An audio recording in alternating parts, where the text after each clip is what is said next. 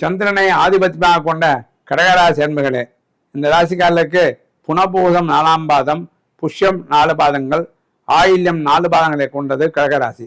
கேது கிரகம் 3ஆம் இடத்திலும், சனி 8ஆம் இடத்திலும், செவ்வாய் 9ஆம் இடத்திலும், புதன் 9 10ஆம் இடத்திலும், ராகு 9ஆம் இடத்திலும், சூரியன் 10 11ஆம் இடத்திலும், குரு 10 11ஆம் இடத்திலும், சுக்கிரன் 10 11ஆம் இடத்திலும் இருக்கிறது.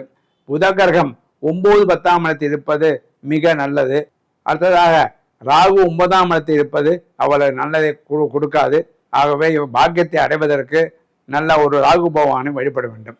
அடுத்ததாக சூரிய கிரகம் 10 11ஆம் இடத்தில் இருக்கிறார். சூரிய கிரகம் 10ல் இருப்பது 2ஆம் இடத்தை உடையவன் சூரியன். சூரியன் 10ஆம் இடத்தில் இருப்பது நல்லது. ஆகவே நல்லதை செய்வார் அவர்.